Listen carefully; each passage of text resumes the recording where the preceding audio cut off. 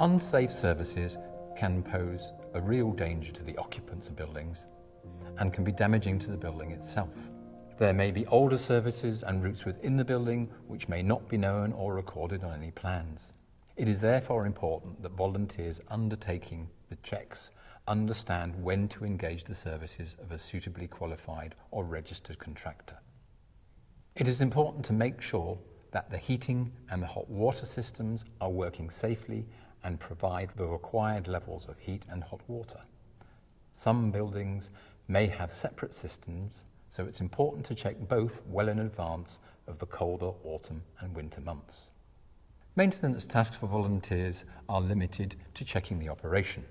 Do all the radiators and other forms of heater feel hot? Where appropriate, is there sufficient hot water from the taps? Are there any warning lights on the boiler?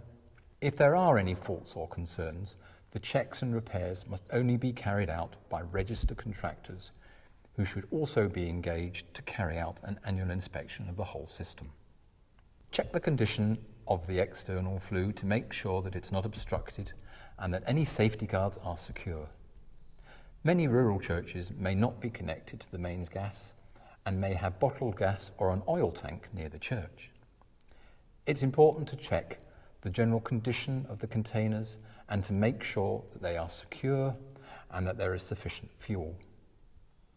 Oil tanks must also be bunded, that is to say, a tank within a tank. Twice a year, taps and exposed pipework should also be checked for any leaks and to ensure that the insulation is in place and secure. If the church isn't being used for an extended period, during the winter months you might also consider draining down the pipework to reduce the risk of the pipes freezing, cracking and flooding the church. Any portable electrical equipment such as kettles, electrical heaters and even extension leads should be tested by a specialist contractor on an annual basis and be clearly labelled to certify that they are safe to use.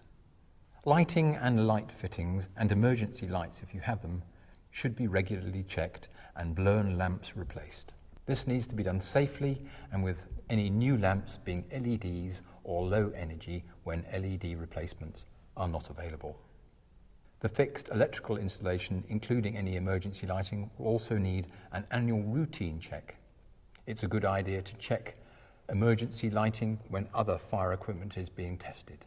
A periodic inspection and test will also be required at least once between each quinquennial inspection, and more frequently depending on how the building is used. This work can only be undertaken by a registered contractor.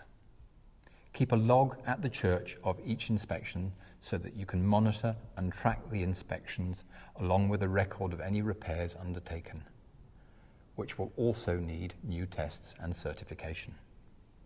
It is important to make sure that fire extinguishers are inspected annually. This can only be undertaken by a specialist contractor. Usually the fire extinguishers will include a sticker which states the inspection date and when the next inspection is due. Check the operation and security of all fittings and wiring. Any faults and repairs should be undertaken by a suitably qualified electrician. The lightning protection system will also require periodic inspection and testing by a specialist contractor. This should be at intervals as required by your insurance. It is, though, always useful to check the condition of the lightning conductors after a storm in case there are any sections or fixings that have come loose or have broken away.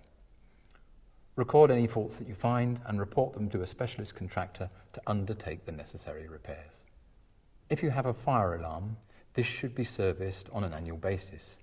Any sensors should be checked on a weekly basis by pressing the button to test that the alarm is working. Thank you for watching this video, brought to you by the SPAB in collaboration with the National Churches Trust and Historic England. We hope that you have found it useful. Be sure to take a look at our other videos in the series for more tips on how to maintain your place of worship.